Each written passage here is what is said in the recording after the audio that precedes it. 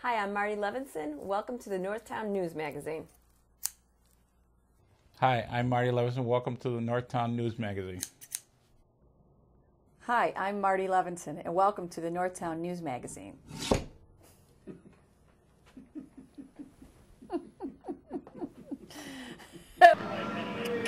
For the identity of the real Marty Levinson, please stay tuned to the Northtown Neighborhood News Magazine.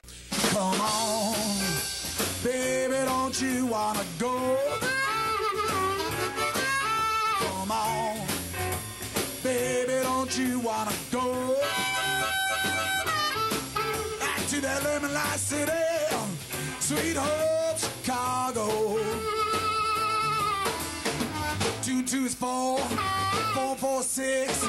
Come on, baby, now get your business fixed. Come on, honey, don't you wanna go? Hi, I'm Marty Levinson. Welcome to the Northtown News Magazine show with the greatest cameraman around, Sonny Hirsch, and your host, Avi Myers. Thank you, Marty. Avi Myers, Northtown Neighborhood News Magazine, a presentation of Sonny Hirsch and myself. Dial us up on the web at www.ntnm.org, where you'll find the last 9 years of shows, over 1,000 videos.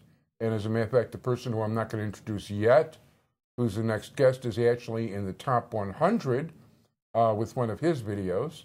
And actually, I think it's more like the top 70 or so, which is pretty impressive if you consider how many people are in that top 1,000. Community policing. We're still big fans of good community policing, and there are areas in the city that are better than others. Chicago's does have community policing, in all the districts. In our district, we're very fortunate to have probably the single most active group of people running the, actually also probably on the police side, but the people who chair the beats, which includes Sonny Hirsch, who's chairman of the District Advisory Committee, and he also is in charge of 2413, which is Peterson to Devon and Kedzie to Ridge, is their beat facilitator. So show up at his meetings, show up at my meetings for 2412, Devon to Pratt, Kedzie to Ridge, and all the meetings within the Rogers Park area. You can always go to 311, call 311 to find out where in your neighborhood the community policing meetings are. In the 24th District, you can go to caps24.org, which is a website that Sonny runs. Jewish Chicago will be coming out in mid-October for your early voting pleasure with as thorough a review of every single contested race in the areas we cover as any paper, particularly the judicial races. It is a pleasure to reintroduce you to the Assessor of Cook County. And I don't want to compare him to Mussolini, who got the clocks to run, got the trains to run on time, but he actually gets the bills out for your taxes on time, which is a great thing for the county and something I'm not always real happy about, depending on my financial situation. And I want to thank Jacob Kaplan for getting him back on the show. Jacob, of course, is the executive director of the Democratic Party of Cook County, and somebody very highly thought of by a number of people, and also very highly thought of by a number of people, and somebody who everybody assures me is good for his word, and I found the same thing also. The Assessor of Cook County, and he's also the chairman of the Democratic Party, Joseph Berrios. How you doing? Good, good. Thanks for having me again. First of all, pleasure to have you, and thank you so much for coming here. And you look very fit and trim. I've got to say that. So thank you. That comes from your accounting background, I'm sure. Oh, yes, yes, and working out a lot lately.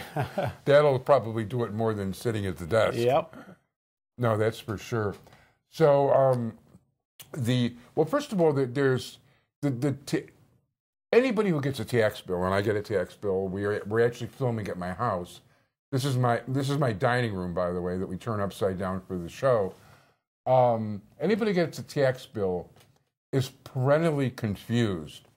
Now, the bill I'm actually paying for this year is not this year's bill. No, it's last year's bill. The tax bills in Cook County come out 1 year later. We do the assessment process, but you pay the 15 taxes in 16, the 16 taxes you'll pay in 17.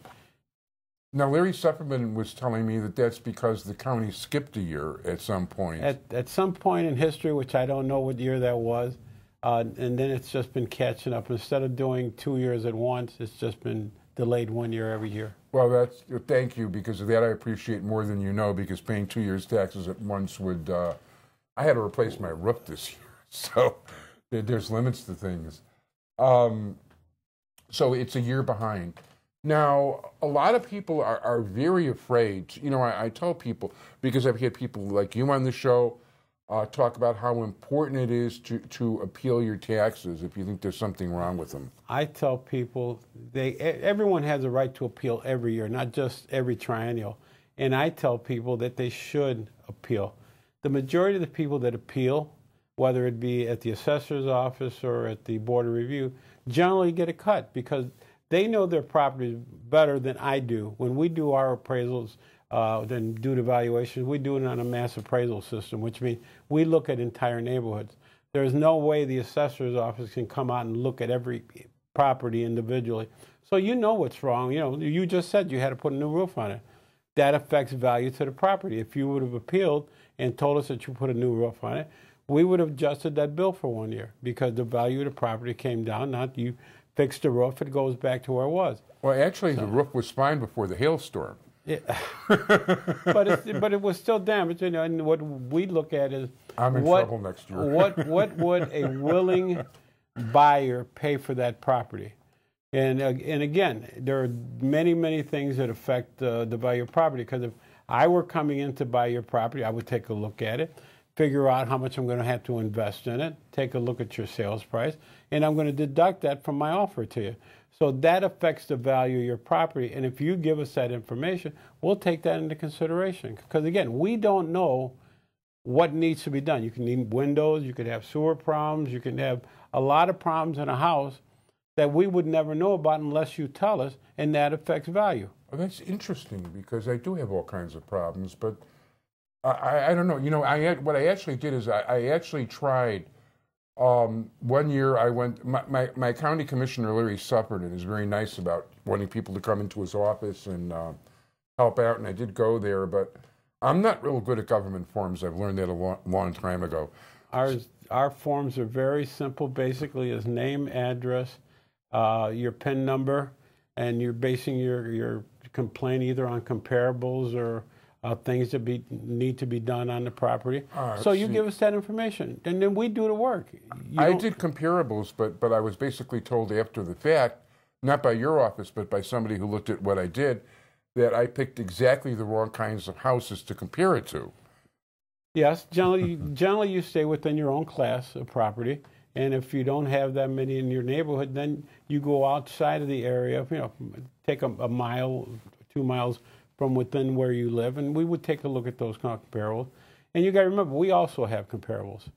And again, this is a mass appraisal system. We could, if you filed a complaint, then we would have the ability to go and take a look at what's happening specifically in your area. And we would take a look at it, and we do the work for you. I mean, you don't have to do anything unless you want to tell us what needs to be done on the property. But we'll take a look, and we'll do it for you. And you don't need an attorney. We do it for you. And there's no cost. So, I mean, this is I don't want to call it a gift, but this is a service that government is providing for the taxpayers. Take advantage of it. I mean, it's there for you. And you'd be surprised what people save. I mean, same thing with exemptions. A lot of people, and you see them coming in every year, that haven't applied for an exemption for 2, 3, 4, 6 years. My situation is the law gives us a stringent time frame that I can only go back the current year plus 3 other years.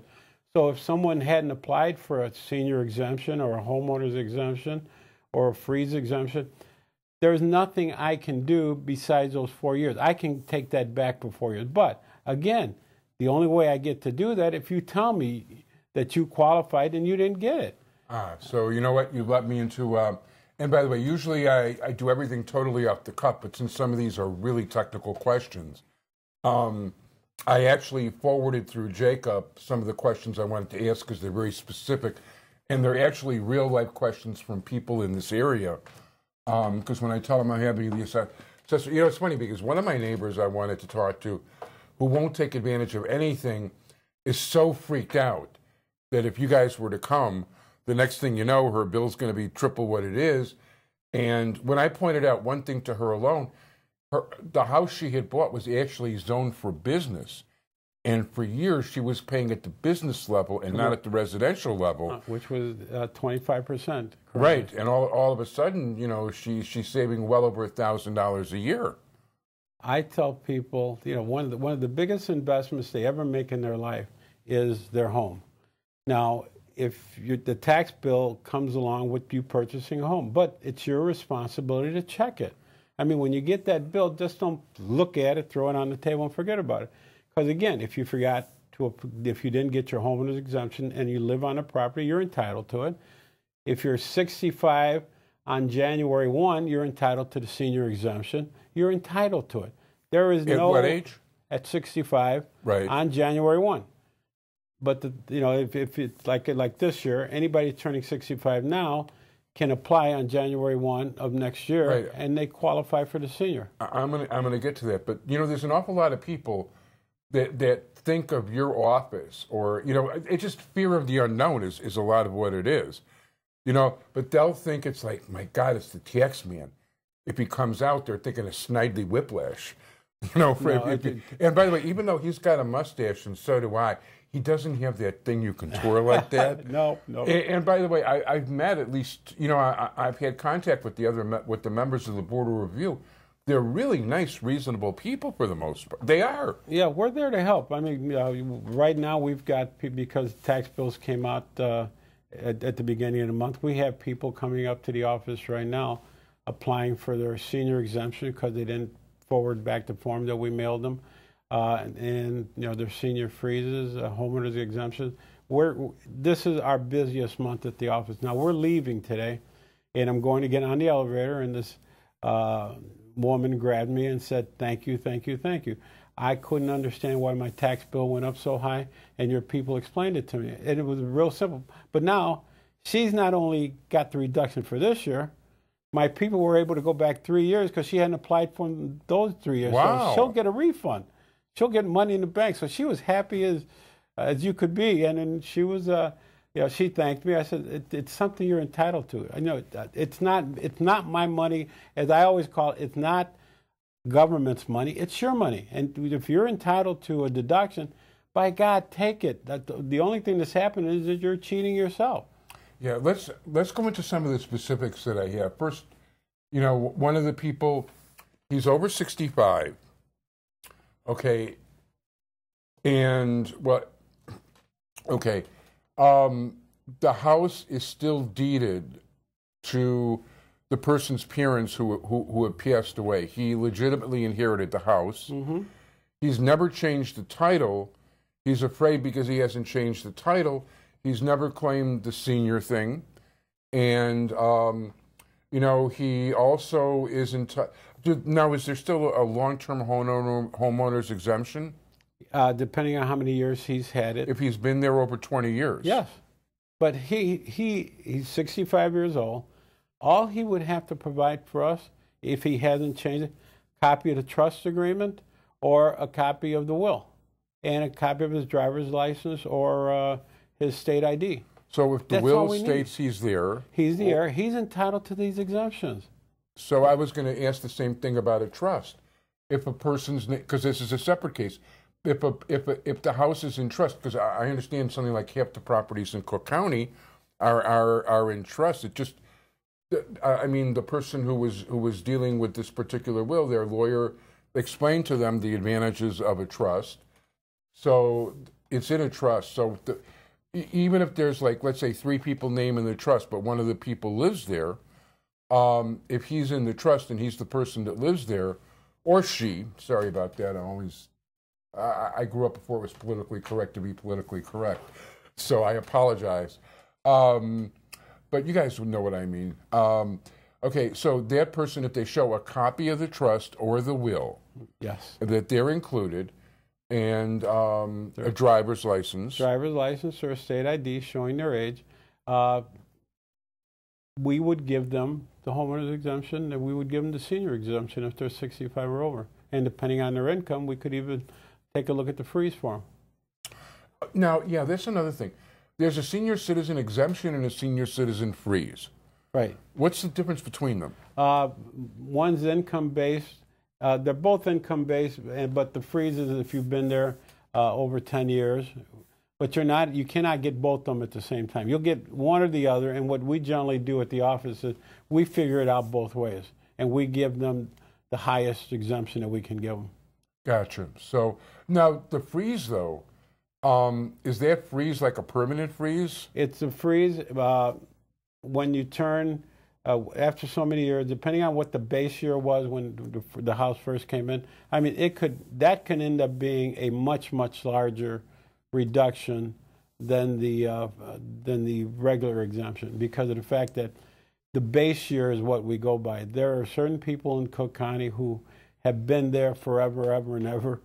And when they first got in there, let's say the assessed valuation was $25,000, and today it's $50,000. That freeze would come into effect for them at that $25,000 level. So that would be very significant. Yeah, it would be very significant for them. But if the valuation of that property went below the $25,000, then they wouldn't be entitled to the freeze because the valuation at that point is lower than what it was when you got in there. Gotcha. But you would still qualify for the income exemption. Now, if I remember correctly, because you have to apply every year for the freeze? Yes, we've been trying to change that law. Yes, you have, and I give you credit for that. We have the ability, to get death records and get other records through the county. But the By the way, it's interesting because the guy you were fighting with, who I won't name, on the air both supported my favorite candidate for state's attorney, and I give you a lot of credit for having good taste along those lines. And I'm talking about my buddy Anita Alvarez, who did the best Marty Levinson of all ever. But the thing is, our office is simple. I know that we're entrusted to try to get the valuations as close as we can with what we have available to us. But again, we only have certain things available. I think the legislature should allow us, because of what we have the ability to do today that we didn't have the ability to do in the past. Why have seniors aren't getting younger. They're only getting older. Right. So, and the only way they lose it is if they pass away. So, if we get the death records and we see that a senior passed away, we take it away. And then if the husband or the wife is 65, they can apply. Yeah. But we would send them a notification, to the property telling them, you lost your senior because Joe Berrios passed away. But Mrs. God Berrios, forbid. no, I'm just throwing it there. And Mrs. Berrios, if you're entitled, if you're over 65, you can apply. I mean, we have the ability to do that, and I personally feel the legislature because, number one, the cost to government, we have to mail out these forms every year. We have to receive these forms every year. We've got to process the forms every year. And, when you're talking about 360, 400,000 pieces of mail that go out and come back, that's a lot of time and effort. And that money we could save the taxpayers in the long run because we could do it. I'll also say that because of, sometimes a person, when they get older, they get, ill or whatever, that's not the right word, they get infirm more often. Generally, not always. It's not always easy for them either. No, and again, and I've always stressed it, only because my mother, who's passed away now, I would always do the paperwork for her, and and then whenever I go out and speak, and actually, I go out to high schools, I go and we talk to the high school students, and I tell them, when you get stuff from my office, your parents may not understand it. Take a look at it. Walk them through it, fill out the paperwork, send it back. We're not sending you these notices because we want to send you a notice. We want to make you aware of every 3 years we reevaluate, the townships. Every 3 years we do the triennial assessment. When people get those notices, that's when they should start looking at the process and what they can do. If you think it's too high, and that the value of that property that that the assessor's office put on it is too high, tell us, and tell us why. Whether you look at the newspaper, because we publish in the newspaper, you see, okay, my neighbor's here, I'm here, we got the same houses. I shouldn't be higher than my neighbor. or person 5 doors down, same type of house. Because, you know, in the way the city of Chicago is built, if you drive down any streets, generally you will see, you know, the builders back then, they would build 10, 12 houses that are totally identical. Yeah, well, there's 5 or 6 houses on this block, except for one having a driveway and a garage that are exactly identical. Right. So I mean, maybe the look. left is the right and the right is the left, but it's the same house. Yeah, but take a look at that. I mean, if one of them is lower than yours, heck, yours should be there too. And the only other thing that can affect it is if, again, if your property has a significant amount of repairs that need to be done, tell us about it. We'll adjust it. See, that's interesting. That I never knew. You know, I actually had Dan Pietlik here, who's one of the commissioners on the Board of Review. And when we were taught, we happened to run into each other at another event, and I had just gotten my bill, and I was discussing it with them. These guys are pretty knowledgeable. He was able to tell me almost exactly what my assessment was. I mean, it was like within $1,000 of the assessed value. Mm-hmm. It was pretty impressive. And as far as the appeal goes, I never appealed. I've appealed twice now. And the first time I appealed, it was just for a 1-year appeal. It was at the end of the 3-year cycle, but it saved me about $180. It saved me $180. Actually, it was closer to $200. I paid the lawyer basically $50, and depending on the lawyer, the fees are usually a portion of 1 year's savings, usually between 1/3 and 1/2, depending on which lawyer you get. But for the 3-year period that just started now, he was able to get me a $300 savings. You know, all I had to pay him was $150 or so, but I still get that savings for the 2 years after. So he saved me $900, and it only cost me $150. But you could have saved $150 and done it yourself. If I knew what I was doing. But I said we would help you. The office for those is of there. you who know what you're doing, when it comes to paperwork, I'm a mess. Thank God for computers, or you would see piles of paper in the living room high enough to choke a horse. So I'm just not a good paperwork person. We've got a lot of good people in taxpayers' assistance in the office, and they sit down with taxpayers every day of the week, and you know, they'll walk them through the paperwork, they'll walk them through the process. And again, it's a process that can take you 5 minutes. And by the way, another thing, you know, sure. The story you just told, you got to cut the last year of that triennial, so you saved X amount of dollars. Right. There is another process at the assessor's office called the certificate of error process. You could have got, since it was the 3rd year of that to try, you could have applied for a certificate of error, and we would have taken a look at it and maybe gotten you a refund for those other 2 years. Oh wow. I mean, those are things that happen at the office that people should know about and should take advantage about. I mean, you had an attorney. He should have looked at applying for a certificate of error for you for the previous 2 years. Interesting. For all I know, he actually did, and that's part of it. But you know something, when I start reading this stuff, and I actually was accepted to law school, you should know. Thank God, after I started covering trials at 26th and Cal as a journalist, I realized this world isn't for me. I had a TV vision of what being a defense attorney was about, and you go to 26th and Cal and you get a real life version. It's like I don't think I'm going to quite be, F. Philip Bailey or actually the guy I'm thinking of is the Scopes trial, Clarence Darrow. Okay. Who there's a bridge named after in Chicago. But again, I can't emphasize it as much as I do. File. Take a look at the paperwork, file, make sure you got your exemptions, file. You got to do it every year for the seniors. You don't have to do it every year for the homeowners, but you got to do it for the senior and the senior freeze. Okay, so let's say this person so in my case, rather, because this time it's my case, I've got the 3-year exemption now. Does that eliminate me from being able to appeal again? Is there any reason to appeal again?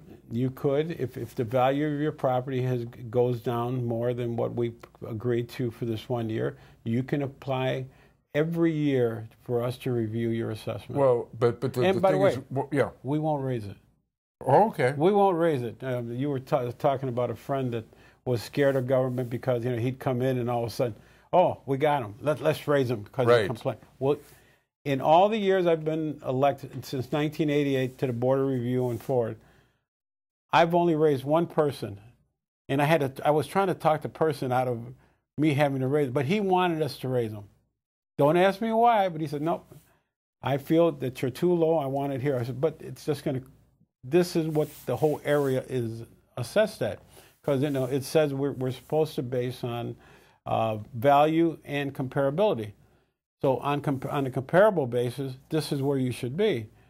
He argued with me for 15 minutes, so I ended up raising him. The only person in all those years that I've ever raised.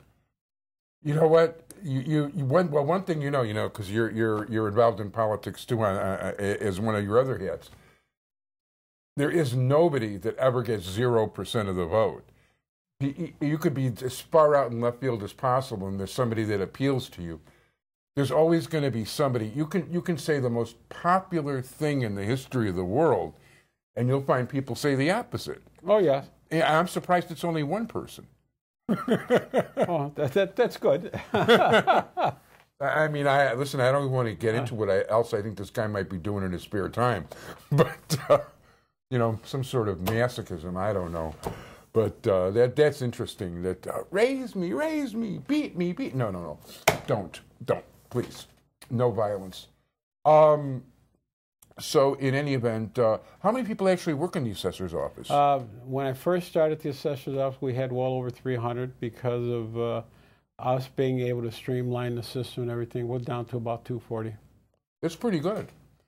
So this is your second term, if I'm not mistaken. Yes, I'm in my second term as the assessor. And that's a 20% reduction of workforce. Yes. That's pretty good. We've been saving the taxpayers' money. Our budget has constantly gone down. In fact, we've spent less money in the last 5 years than what we were appropriated because, we figure out ways to cut corners and save the taxpayers' money, and I think that's part of the job that's involved.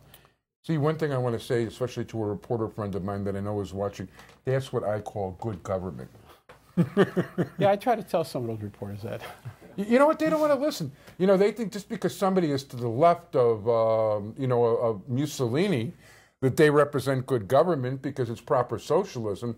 No, good government is getting your job done and getting a job done at a decent cost and recognizing that these people are human beings and being nice to them. Yeah, I agree. I mean, again, when you run for political office, I mean, and you run on your record and you run on what you've done, and I think the voters of Cook County, from my administration, we've gotten the tax bills out on time, and what people don't realize, when we get the tax bills out on time, I know no one likes to pay early, but when we get them out on time, it means the following year, the Board of Education doesn't have to go and borrow money. The City of Chicago doesn't have to go out and borrow money. All these small taxing bodies don't have to go out and borrow money. That's a savings to government, which would end up being on that tax bill if they've got to go out and borrow and pay interest. Yeah, especially in the case of the Board of Education, schools are going to be starting shortly after that. August 2nd, is it? Oh, yeah, August 2nd. Also the same night as National Night Out, but this is actually going to be on the year afterwards. But, the schools start up not long afterwards, and they could probably use the money. And if they have to wait another month, they got to borrow money to pay the teachers. Well, not only another month. I remember you have to go back, and there were some years where the tax bills didn't come out till November or December. I remember those years, and those years I was thanking God for each month that didn't come. But again, I'm in better shape now. You ended up paying more. In the long run, because of the interest the county is paying. All the taxing bodies are paying. Yeah, people don't realize that. Anyway, Mickey's hands are definitely getting there. So at this point, I want to thank you very much for enlightening us, and it's been a very interesting conversation. You'll have to come back much sooner next time around because absolutely. It's really an education, and I thank you. And I'll be sending this to a bunch of my friends whose questions were answered, although you guys better watch on TV. And I want to first of all, I want to thank Jacob Kaplan for arranging this and bringing you here, who's the executive director of the Democratic Party of Cook County. I want to thank you very much. Thank you. Assessor of Cook County, Joseph Berrios, who's also in his spare time chairman of the Democratic Party of Cook County. I want to thank all of you for watching. Stay tuned next week. We're going to have some pretty interesting guests. Thank you, Sonny Hirsch. I'm running out of time. Be well, everybody. Bye-bye.